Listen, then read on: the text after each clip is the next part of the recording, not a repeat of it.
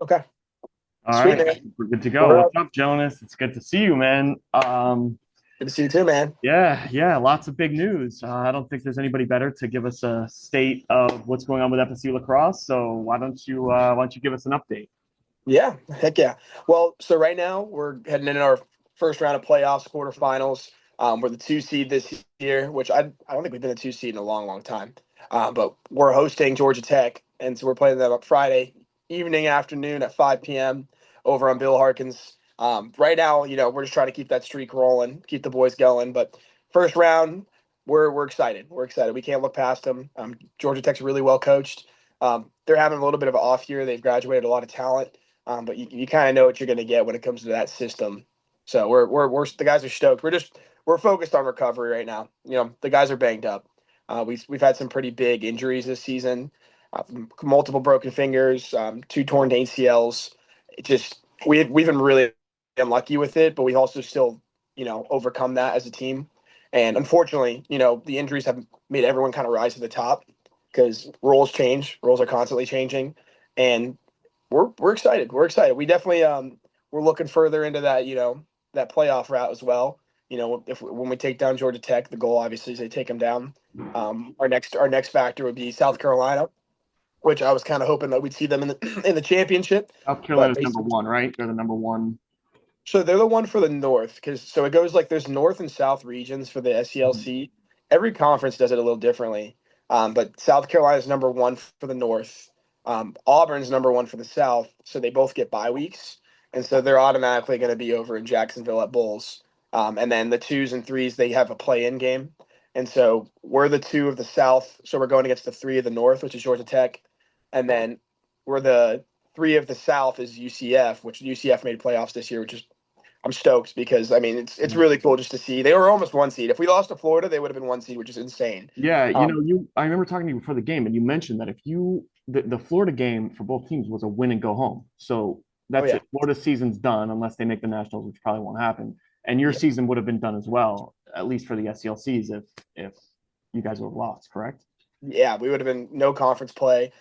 We had more of a chance to still make the national tournament, but obviously nothing's guaranteed. I mean, you would assume if we lose to Florida, we're done. So we definitely we had to have that fighting for survival mentality going up into that Florida game. And something about those rivalry games, we get kind of sloppy, but it's chippy. And we had some guys ball out that game. That's just like, I mean, two guys that stood out that game. Jack Schiffel. I mean, he had 10 ground balls and then eight controlled takeaways, eight CTOs. It's in one game. It's absurd. Like we have some guys like it takes a whole season to get close to those stats. And then Tyler Morris, he had 5 goals and 1 assist. So he had a game. He had a game. A lot of those signature Timo wraparound acrobatic, spider monkey shots around the crease. Well, And they he they guys stepped nice up. step there. They really stepped up when they counted, and it's good to have that momentum heading into the playoffs. So, as a season as a whole, I mean, what do you think? How do you think everything went well? Any notable any notable ups and downs situations, or anything particular you think it's worth sharing? Yeah, absolutely. I mean, our two losses like stem from just the face-off X, but just like not only just the face-off X, the wing play, but it was everything around that. Like our defense and offense kind of fell victim to a sense of like to themselves, where they think they have to do too much now because we're not thriving like they were used to at the face-off X, which I as many timeouts and huddles as we can get. But guys, take a deep breath. Like we're used to this. We've done this the last 3 or 4 years, so it's nothing new to us. But I think this year we kind of needed those losses to kind of work on what we need to work on. If we don't have an answer at the X. But with that being said, our Fogos, I mean, they balled out against Florida. Like they really stepped up, and like we've had some of those breakout games, like against Georgia, even against Liberty. So that's the things that we couldn't answer, like loss wise, was it stemmed from the X, but really, I mean, our offense was, we were forcing stuff we shouldn't force. We just weren't playing our game. Same thing, defense, just like letting up stupid little backside stuff. So those two losses, we took them the best way in a sense that we learned from them and we grew from them. And now we have an answer and a solution. And if we're struggling a little bit, we have a little bit of a counter, a little thing in our back pocket. So we needed those. We needed those to get better. And I think if we ended the season undefeated, we would be less, we wouldn't be as good off. Honestly, we'd be worse off because we wouldn't have an answer. If we would see right now, we have an answer just about everything. It's just about obviously executing, and we're really looking forward to trying to make a deep run, in these playoffs and nationals. That's the goal. Like I told the boys the other day, I was like, guys, like last year we made it. All right, this time we're trying to go deep. Like we're trying to go all the way, and that's something that the boys really understand. Like everyone is fully aware of the group we have, and now it's just trying to preserve it and not play down because it's hard to stay locked in all the time every time, especially when you're one of those teams to beat. It's so we're taking our days as they come, and just focusing on what's in front of us, and we don't want to overshoot. We don't want our eyes to get too big for our stomach. So we're focused on one thing at a time. We talk about nationals and all that, but we still want to make it at bowls, and we still want to make it a championship over in Jacksonville. So walk us through what the next couple weeks might be. We have Georgia Tech on Friday. What time is that game? Georgia Tech's Friday at 5 p.m. 5 and p.m. And for those of you listening, all the games are streamed. The streaming's it's good. They've got commentary. It's always very entertaining. They do a really good job. That game. So let's say we win that game. What's the next step after that? Yeah, so we'd head on over. We'd play on Saturday at Bowls, and we'd play South Carolina. We'd play them either at 12 p.m. noon or 2:30 p.m. That hasn't been decided yet, or maybe it has by someone higher up the food chain than me. But we're playing with those early game slots, time slots on Saturday, and then if we move on after that, we're going to play the winner of first of all, Georgia versus UCF is going to be the quarterfinals up in Athens and plays Auburn, who's the one seed of the South. And so we're going to probably, I mean, I don't want to count anyone out, but The championship is definitely in bold, regardless of who wins. yeah, the championship's going to be Bowl Sunday, and it's going to be versus And Auburn that's or this UCF Sunday. or That's not Georgia. next Sunday. Oh, yeah, yeah. Sorry about that. Yeah. So quarterfinals, and then a week later, we'll play in Jacks. So the reason we did this, it's hard logistically, especially for that third seed who's traveling. And the structure probably will change because it screwed us last year. I mean, we had to drive up on a Friday, just like what Georgia Tech's doing. They have a bus, but we drove up with 10, 12 cars on a work day, went and played Georgia, and then we drove back the same night, which as a coach, I was terrified. Logistically, it's a nightmare. And, we all these different separate cars, you never know what's going to happen in Georgia. So we were a little worried. But Georgia Tech's in the same boat. And I mean, it's hard. It's hard in that third seed, but the quarterfinals a week prior to the regular semifinals and finals really helps the bodies, especially at the D1 MCLA level. The D2 guys are doing it all in one weekend. They were just like, we're gonna knock it out, and I see the benefits of both. I'm kind of split, but when you're playing against those tough teams, I mean, the SCLC is one of the strongest conferences in the country. It's so tough on these guys' bodies. So even that doubleheader, it's rough. It's rough. It's a gauntlet, and so like it gets to the point where it's a matter of how many guys do you have. So that's something we avoided this given comes other challenges. So we're still working through it, but the goal is to play Saturday over in Jacksonville, and then Sunday. And regardless of what happens Friday or Saturday or Sunday, a loss doesn't guarantee the season's over either. We still have a good chance for nationals due to how well the team performed throughout the regular season. Correct? Yeah, yeah. I don't want to. I mean, I don't want to count my chickens before they hatch. But I mean, we had a good season. I mean, we're 11. I mean, we're ranked 4 in the nation. So the at-large bid is something that has been heavily thrown towards us in South Carolina when it comes to SCLC. And now, I mean, no, we don't. You never know what's going to happen. And so we feel comfortable in a sense that we, obviously, all right, we want to make the tournament. Cool. We want to go as high of a seed as we can now so we can play, a 15, 14, 13 seed, and so get some Yeah. good, Second round. yeah, get a second win. Also, just on top of that, get our feet under us, playing a different location. So that's I mean, the goal, obviously, we'll worry about nationals is that after entirely as worried as we have been in years past when it comes to getting that bid. We'd love to just get the automatic bid, just win it all. Of course. Of course. Well, we have that, that could happen too. Yeah, it could. It very well could. I was talking with the Auburn coach today, actually, Brighton, and we were just like on the same page of we were just talking about how it's crazy UCF upset Auburn and Florida and how they're in the playoffs and just props to them. But we were also just talking about how it's just this tournament specifically, anyone could take it between Georgia, like between us, South Carolina, between Auburn, like those are teams that like we're streaky. We're all really streaky teams, and we've shown our weaknesses, in the season. Like, there's not a single team that's undefeated, obviously, going into this, but like we've also showed our strengths. So it's about any team, any day, who's going to show out. So it's you can't predict what's going to happen. We really It's can't. We don't impressive how good the SCLC has gotten. It wasn't always like that. It wasn't always. problem. It's a good problem, especially when it comes to those at-large bids. Because Mhm. when you got a tough conference, you get all eyes on you, and like teams like Georgia and Arizona, like we've played some like higher level ranked teams. Same thing with Clemson. Like, I mean, I think 8 of our games have been top 15 teams out of this season. Mhm.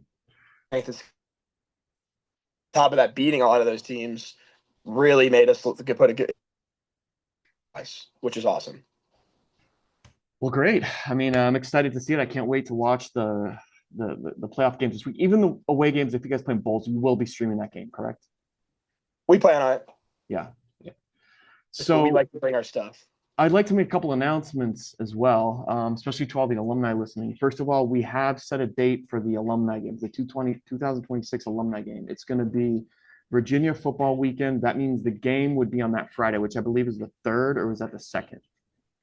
I'll have to pull it up. But on the top of my head, I think it's the second Yeah, Friday. The Friday's the second, and then the third's the game from that's the right. off So the the top of my head. alumni game will be on that Friday night, which is, I'm pretty sure, the second. But it is the Virginia weekend. We looked at doing some other weekends. The other available one was going to be on Halloween weekend against Clemson. It would be a nightmare to get tickets and all that. So we decided to just do it on the Virginia game.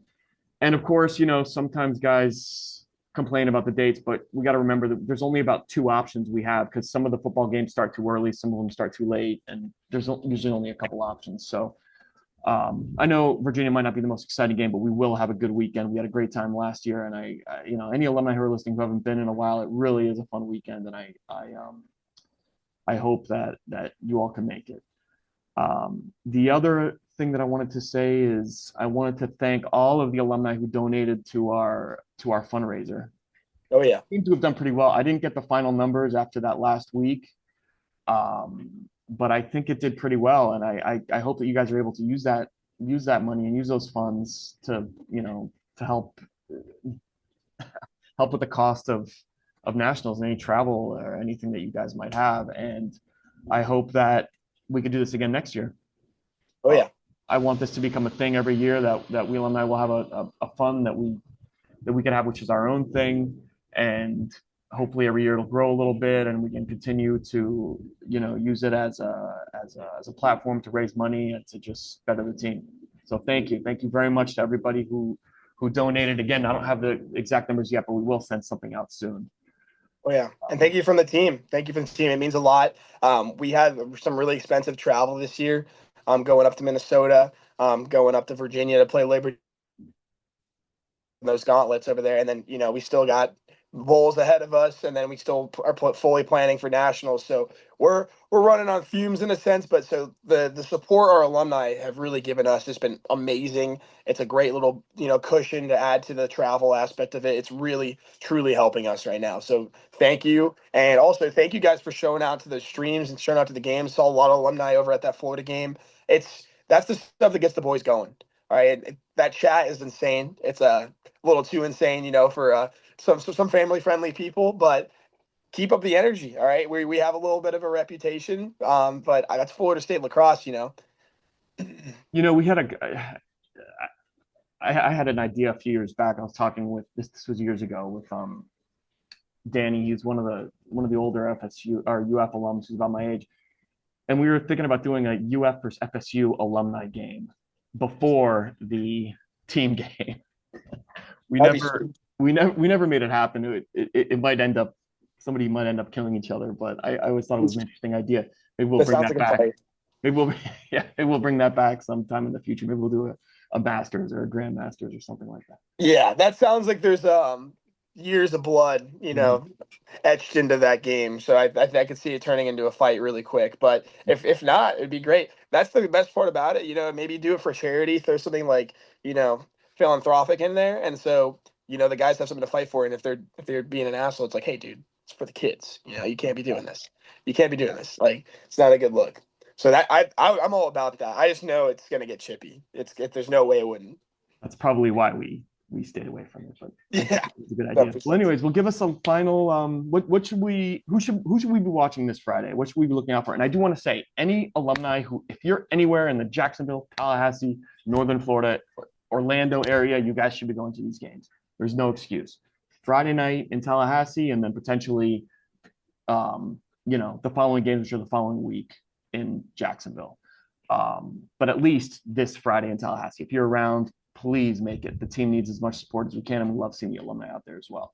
But what should we expect this weekend? What should we be looking for on a final note? Yeah, so this weekend, the boys are pumped. It's very rare you see Florida State beat Georgia Tech, in like 1 year alone. So, being able to get the opportunity to double tap them is something that the boys are psyched for. And then, Georgia Tech's strong on transition, strong on man up, strong Fogos, 6v6. We got them. We got them. They're not the same that they've had been in the past. Our guys are hungry. We have depth on our offensive side, and they're relentlessly going to be attacking these defensive middies. And so that's job security for these offensive middies. It's like you have to dodge these guys like like your job's on the line. And then defense is really like followed full suit and the aggression sliding to Clyde.